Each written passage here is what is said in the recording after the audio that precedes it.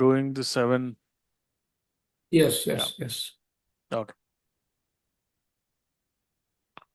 Hi, Bharat. All right. Hi, sir. Yeah. Good morning. So you All came right. up to layer 4, right, in AI Y- lifecycle for Yes. Yes, bank that's correct. fraud detection models. Correct, sir. Okay, please go ahead. Yeah. So today I'm going to present the fourth layer of AI development lifecycle, focusing on model validation and safety using real world style AI based bank fraud detection solution as our example. So, the objective of this presentation is not just to demonstrate that we can build an AI model that detects fraud. The important point question is: can we trust the model enough to use this in a real banking environment? So the slide 2 here has the AI development lifecycle. This slide gives us the overall picture of AI development lifecycle. So we started with the understanding of uh, problem definitions, like understanding the business problem. In our case, the business problem is to detect the potential fraudulent bank transactions. So next, we collected the data collected from multiple sources for fraud detection. This includes the transaction information, customer behavior, device location, merchant.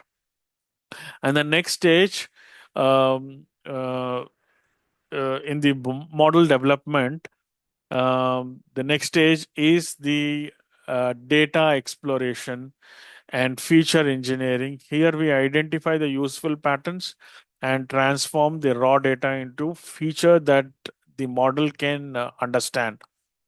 Then we trained the model.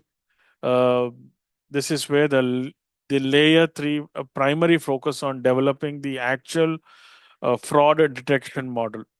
So, but after the model is developed, we cannot immediately deploy it. So the that brings us to the layer 4, which is validation and safety. So here we ask whether the model is accurate, whether it is fair, whether it can explain its decision, whether it is secure, whether it is satisfy these regulatory requirements, whether it is actually deliver business value. So once the model passes through validation, it can move into deployment and real-time references. So we'll talk about. Um we'll start off with the yeah slide 3. AI lifecycle layer 4, model validation and safety. So this is the central theme of today's presentation. And at the end of layer 3, we have a model candidate. The model has been built and trained, and it may show very good performance during development. However, a model candidate is not automatically a production model. So the layer 4 asks, you know, uh, uh, it continues with the important um, situations. Say, can we trust this model in a real time banking environment? To answer the question, we validate the model from multiple dimensions. So first in this performance, first is the performance validation. Does it actually detect fraud effectively? Second, business validation. Does the model achieve the bank business objectives and risk reduction goals? Third is the explainability and fairness. Can we understand why model flagged a transaction, and does it treat differently, different customer segment fairly? Fourth is security and robustness. So, can the model handle unexpected or manipulated inputs and potential fraudulent attacks? And finally, we have the governance and compliance. Can we demonstrate that the model is properly documented, controlled, auditable, and compliant? So, only after these areas are validated, um, can we can move into production for detecting the fraud. So, layer 4 is effectively the trust gate between model development and real world banking decision. So we will talk about the model candidate uh, is not yet a production model in our slide 4. So this slide makes a important um, uh, di- uh, important differences between a model candidate and a trusted production model. Uh, uh, at the end of the layer 3, we may have a model with a good performance on historical and offline data. The model logic and feature has have been developed and initially evaluate as per evaluation has been completed, but there are still but there should be still unanswered questions like, has the model been tested against data it has never seen? How does it behave under unusual conditions? Can the fraud manipulate the input? Does it create too many false positives? Can we audit the decision later? So uh, these are the exactly four questions like model 4 addresses. The model therefore has to pass multiple validation gates. We have the performance validation, business validation, uh, security, safety valuations, security valuation, explainability, fairness validation, and governance and compliance validation.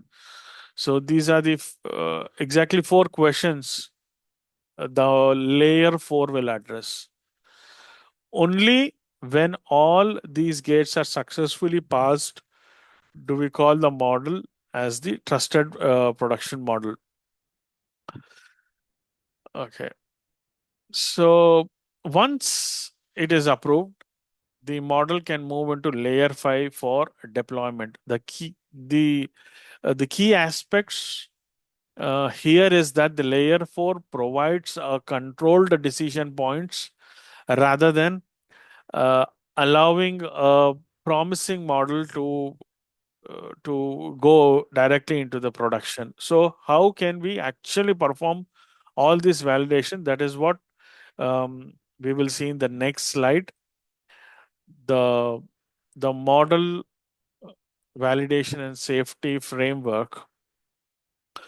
So this slide shows our complete validation framework. So we start with the uh, fraud model candidate, which was in our previous slide. Um, the first area is performance validation. Here we measure metrics such as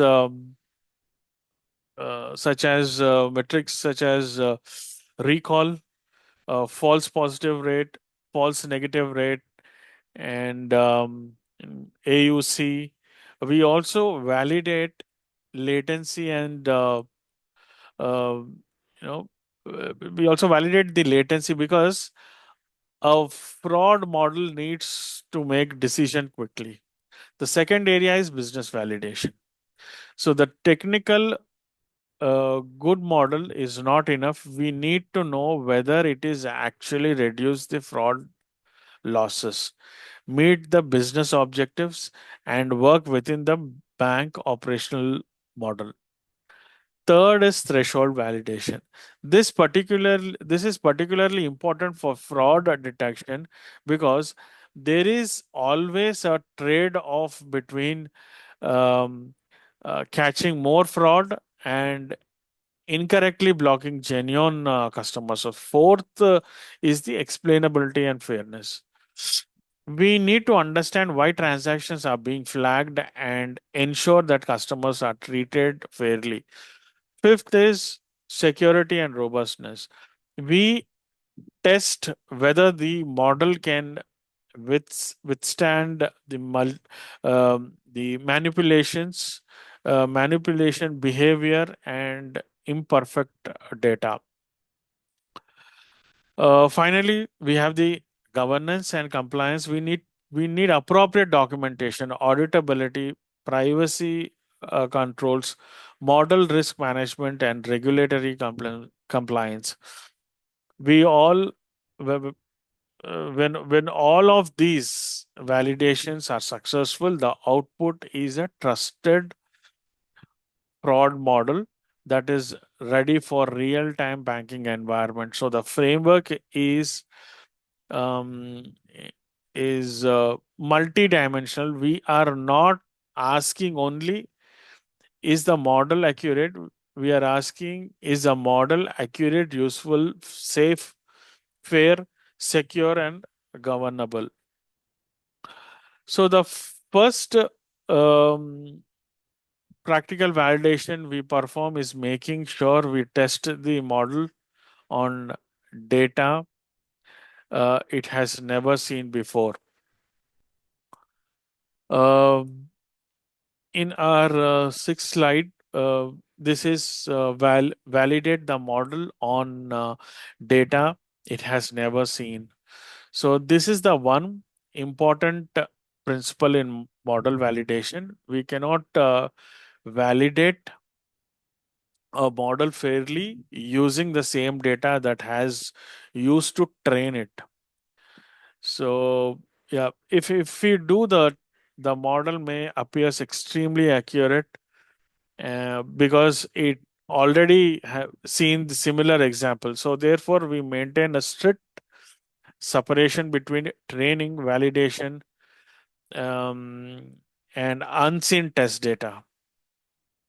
So the training data is used to build the model.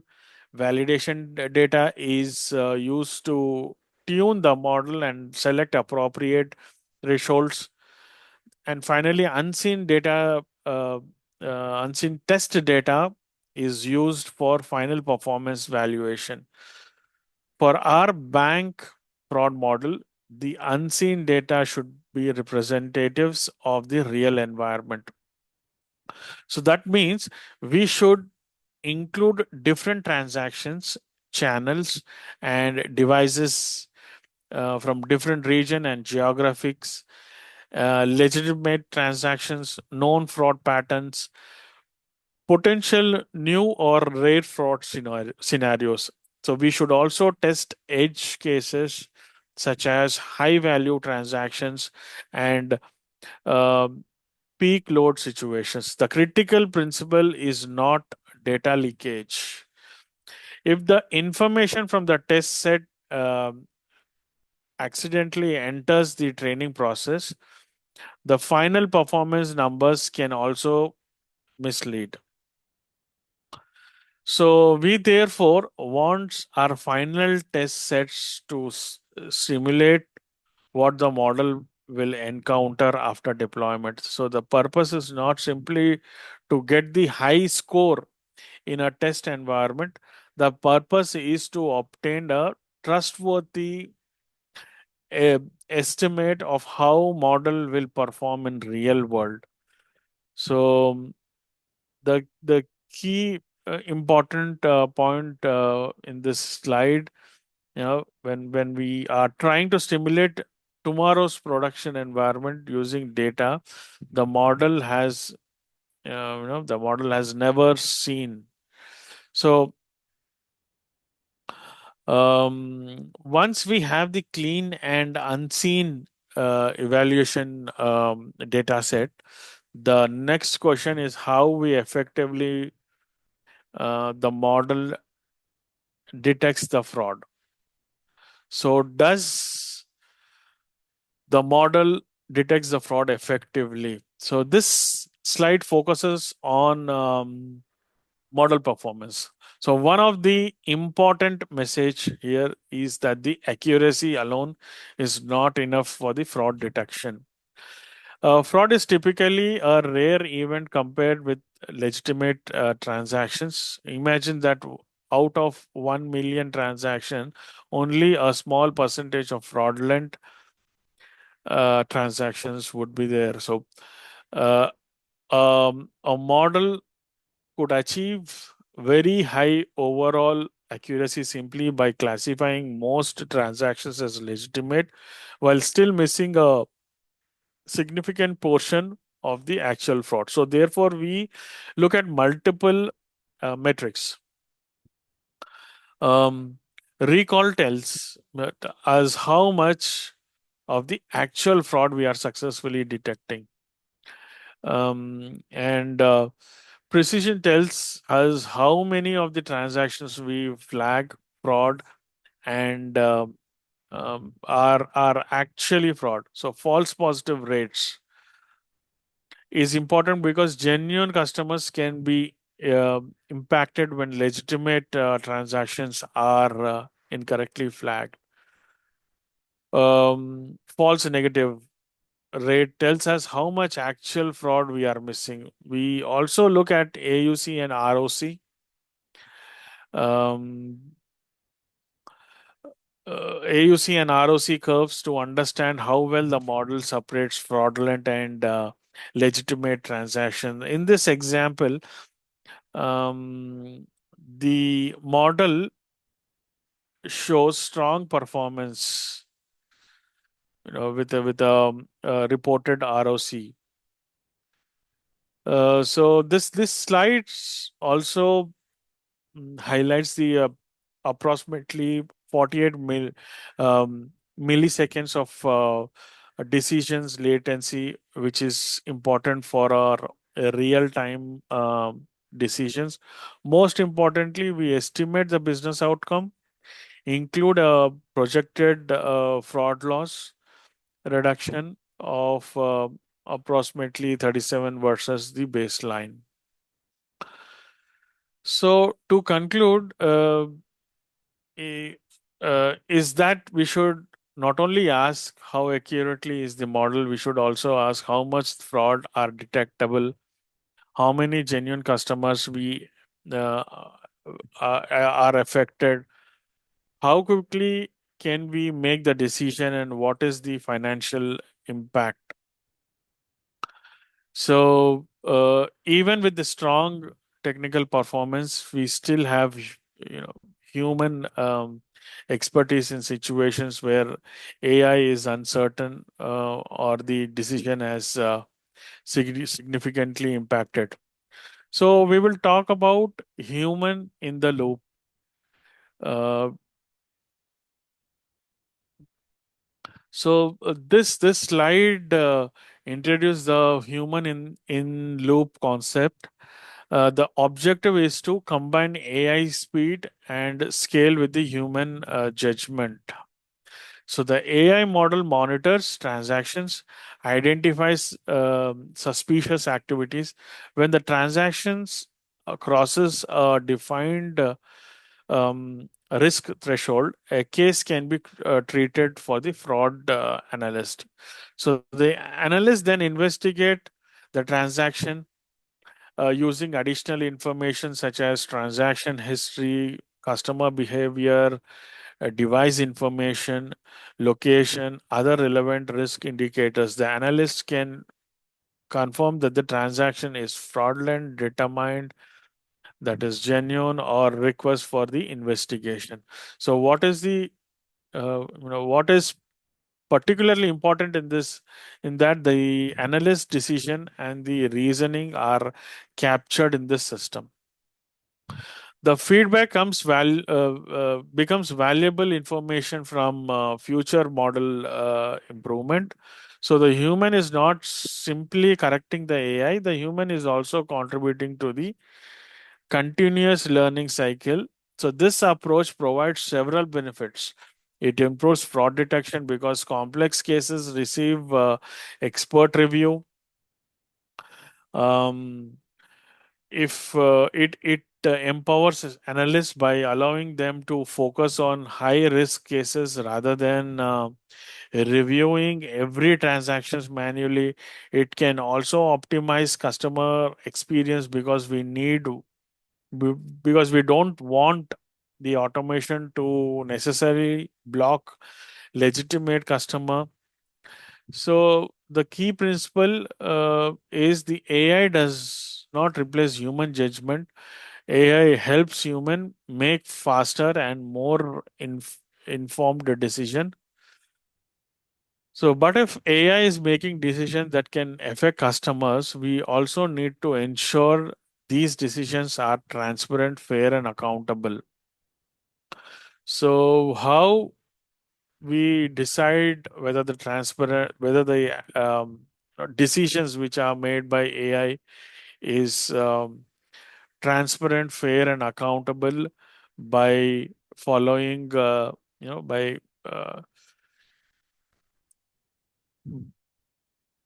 yeah, by seeing whether the data, whether the practice is compliant or not. So here in this slide, we focuses on responsible AI in banking accuracy. It is not the only requirement. We also need to trust transparency, privacy, and accountability. The first area is explainability. So when the transaction is flagged high risk, we should be able to provide meaningful reason for that decision. For example, the system may identify unusual transaction behavior, a new beneficiary, and an unusual location, or the high risk merchant pattern. Second area is fairness and biased mitigation.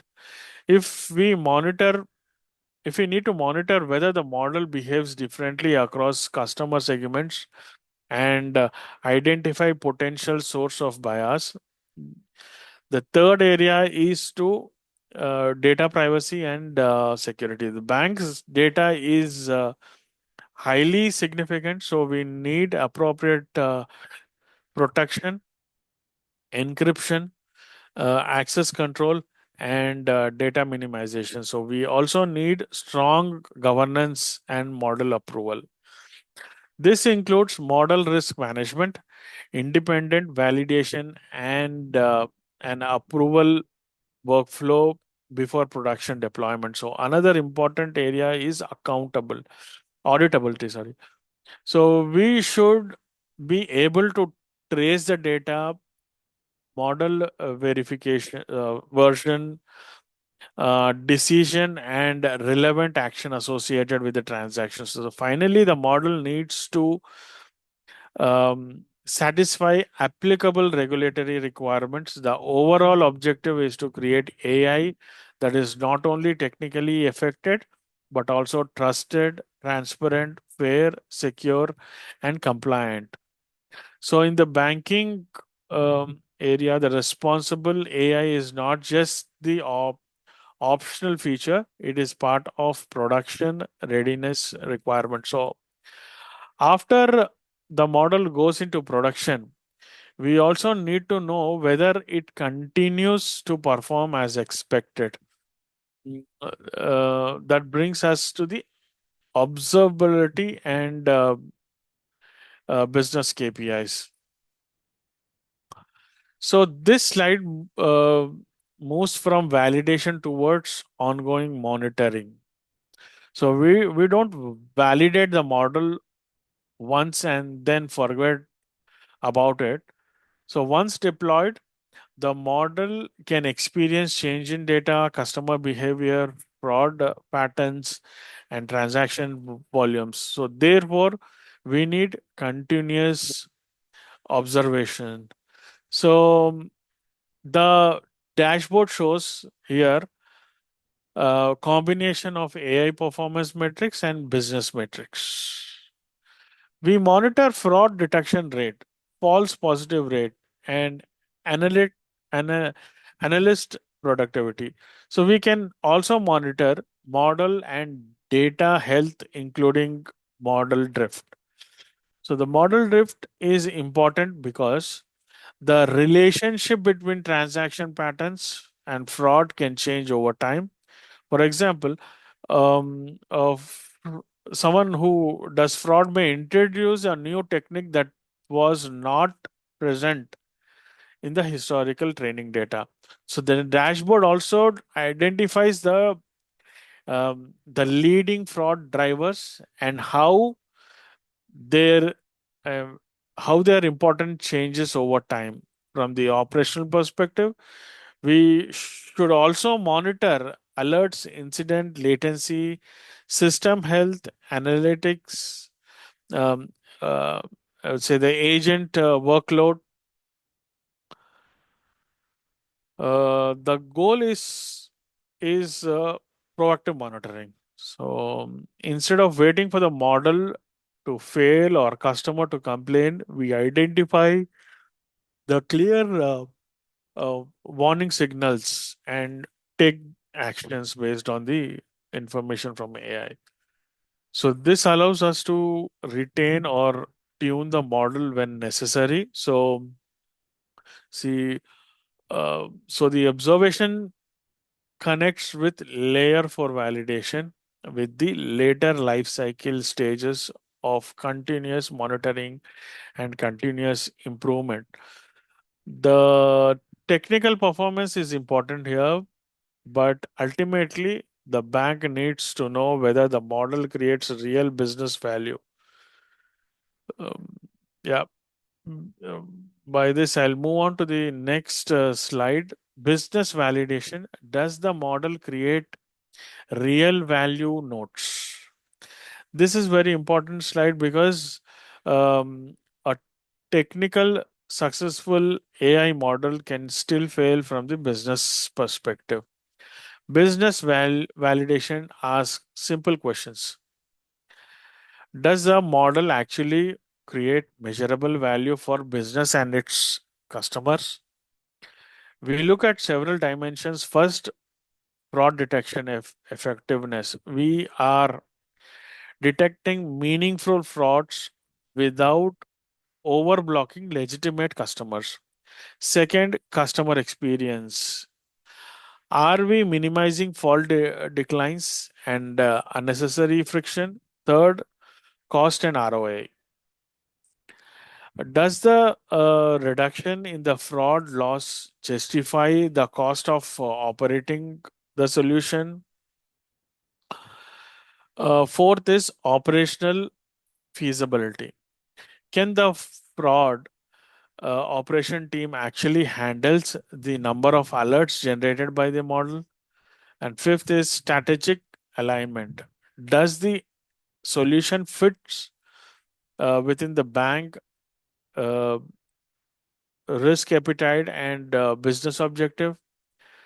The slide illustrates business impact using metrics such as historical fraud losses, false decisions, chargeable cost, and operational review load. So the model projects the impact includes a significant reduction in fraud loss while also considering customer and operational impact. So we should test these assumptions through business scenario testing, cost benefits analysis, customer impact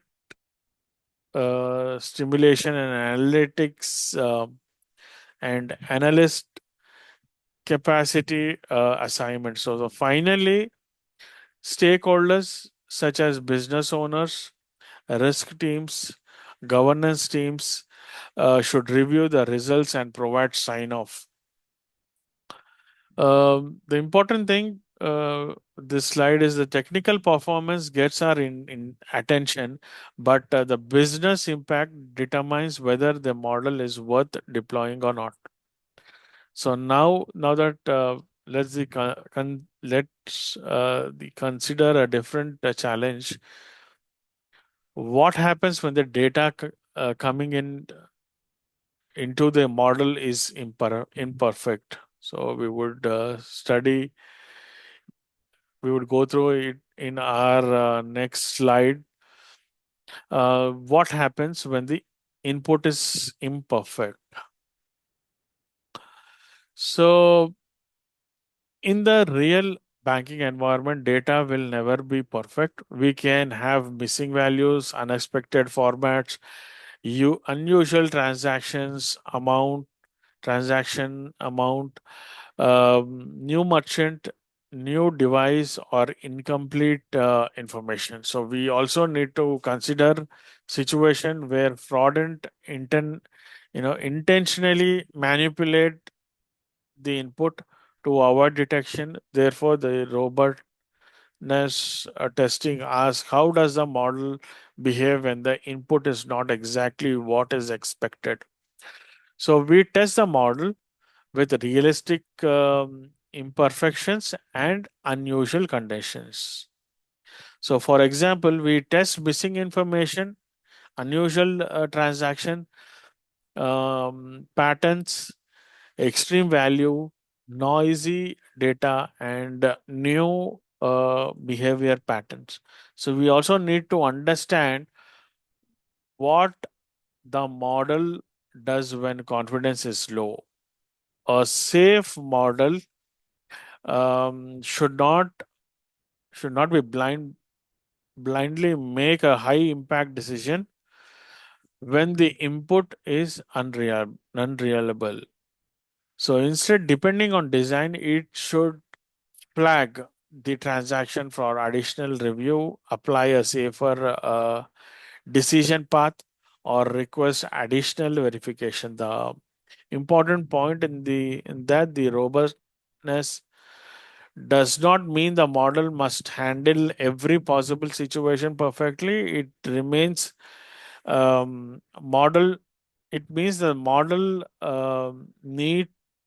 needs to be should should fail safely and protectable when conditions are outside in the normal operational range.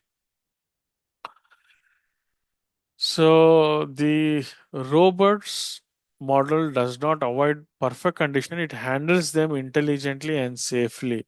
So once we know the model is robust, we also need to explain the decision it makes. So how can it explain the transactions? So can we explain why the transactions are flagged? So this particular slide focuses on explainability. So imagine that the customer makes a legitimate transaction and the bank blocks it. If the only explanation we have is that the AI model gave it a high score, that is not sufficient. From the customer, analyst, or the uh, governance perspective, we need to understand the reason behind the prediction. For example, uh, the model may identify a combination of factors such as unusual transaction amount, a new beneficiary, unusual location, high transaction velocity, or unusual merchant category. These factors can translate into meaningful reasons codes for fraud analysts. Explainability helps in several ways. First, it allows analysts to investigate the case more effectively. Second, it helps identify potential model errors or unexpected behavior. Um, Third, it supports customer communication where appropriate. And finally, it supports governance and audit requirements. Uh, the important point here is the explainability is not just about producing a technical expansion. The explainability needs to be understand and actionable from the people, from the people who use this model as output. In this way, explainability builds trust, support better decision making. So we cannot reasonably explain an important AI decision. It makes much harder to trust and governance the decision. So explainability tells us why the model made a decision. The next question is whether it makes the decision fairly. So in this slide, we'll focus on fairness and bias validation. Is the model fair decision? Making fair decision. A fraud model is designed to identify risk, but we need to ensure that the model does not unintentionally disadvantages particularly customer segments. So bias can enter the system through many places. It can come from historical data, missing representation, blessed feature, proxy variables, or difference in transactional behavior between customer groups. So therefore, we need to validate model outcome across the relevant customer segment. So we can compare measure several such as approved rates for detection um, rates, false positive rates, and false negative cases across the group. So here it is important because the bank objective is not simply to build an accurate model, but we want a model it is accurate, fair, explainable, and accountable for every customer. So now we know. So now we move to security. Even the high accurate model can be affected in fraudster understand uh, how we um, you know uh, how the model works. So can the fraudster manipulate the AI?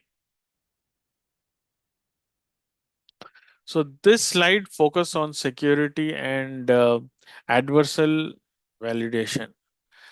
So fraudsters are not specific passive users of the system. They effectively try to understand how fraud detection works on way around it. Therefore, during validation, we need to think like attacker. We test whether small changes to transaction characteristics can cause the model to change its decision incorrectly. We also test input manipulation, usual unusual pattern, location, attempt to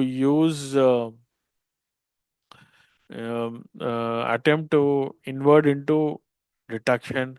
So another concern is data integrity. If the data entered the model has been manipulated or corrupted, even a stronger model can make a wrong decision. So therefore, the security validation needs to be covered both by AI model and surrounding data pipelines. So we also need resilience testing under the stress condition.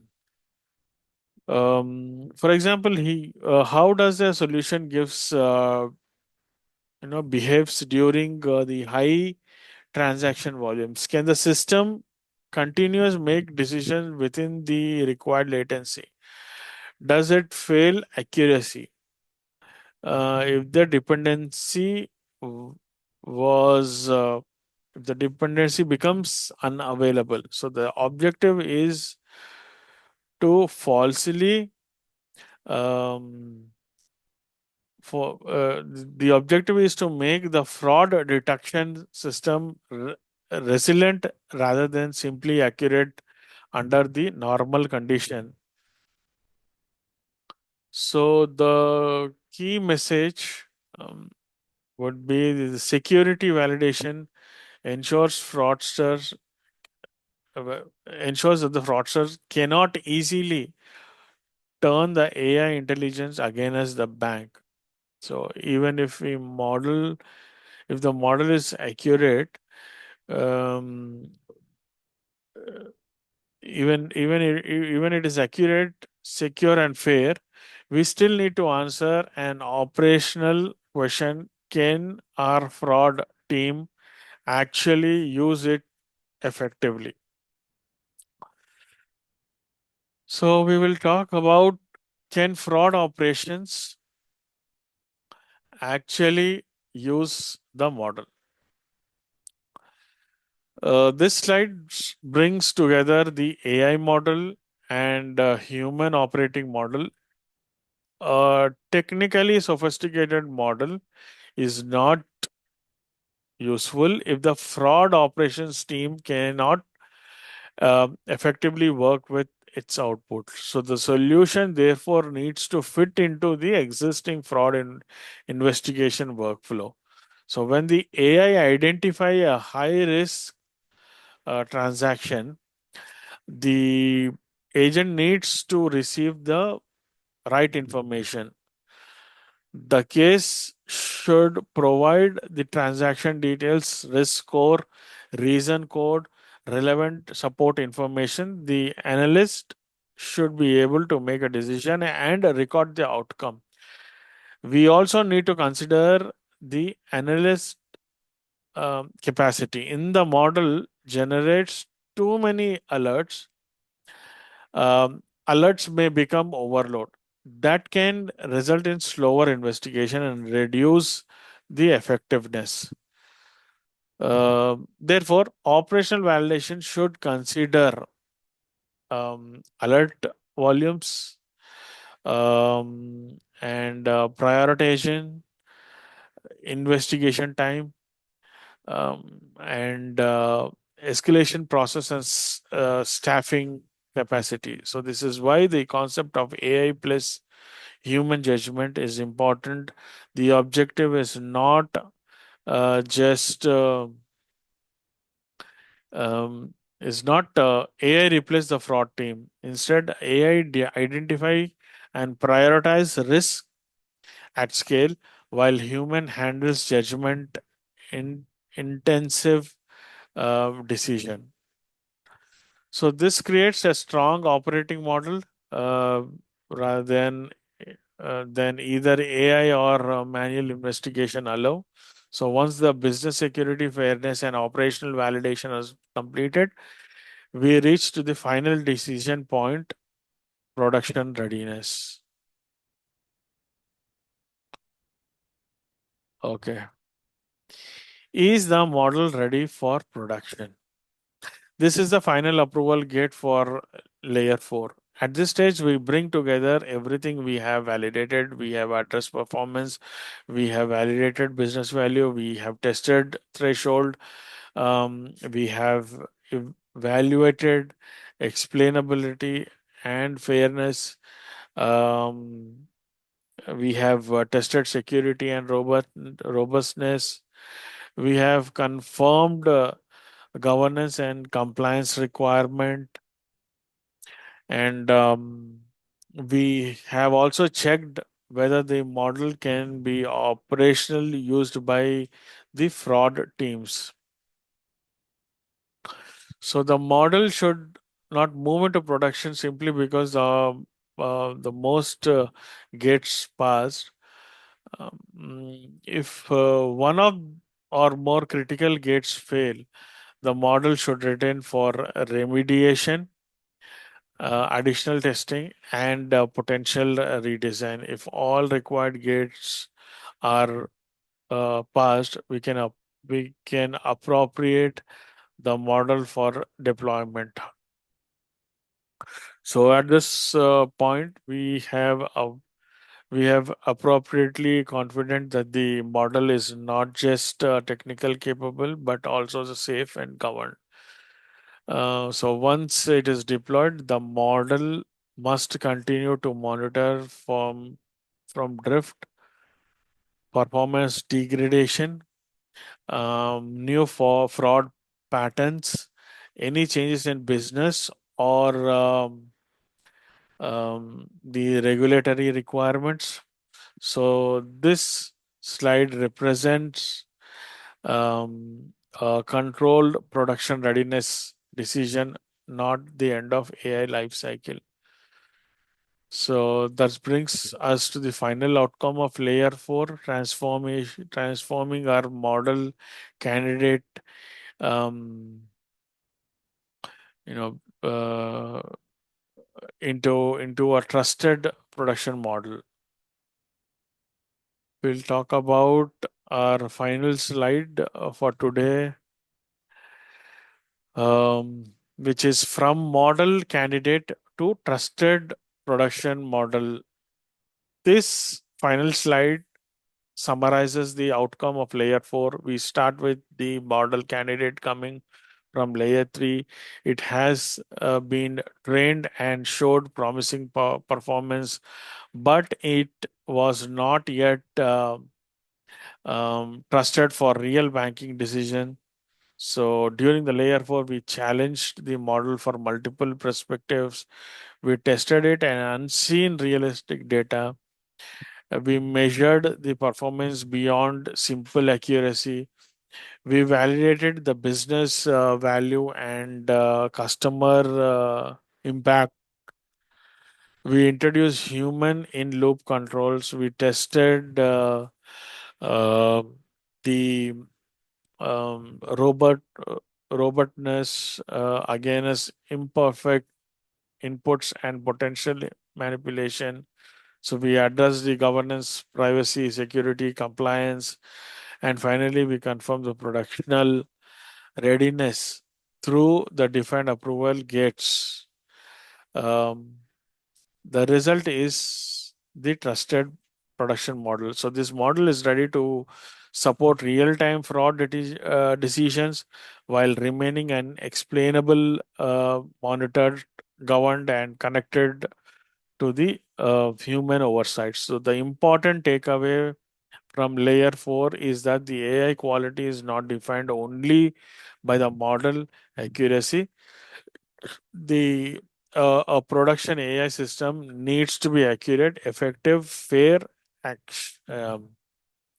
explainable, secure, robust, compliant, and operational, uh, stable. So for a bank, this ultimately comes down to three things: protect the data, protect the customer, maintain the trust. So this is the role of layer 4, taking an AI model that can potentially detect fraud, testing it and testing it, or turning it into the AI solution that the bank can confidentially trust with the real time transactions. So which completes the layer 4 of AI life cycle. Um, uh, Right, I right, was right. Yeah. This is the ending, right? Right, in this Yes, presentation yes, is yes, good.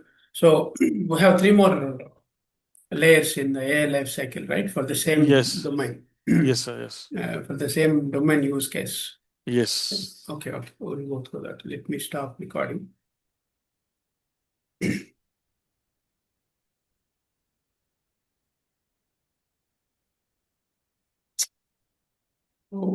Sorry, Bharat. It went off recording 1 minute. Oh, okay. Yeah, I got it.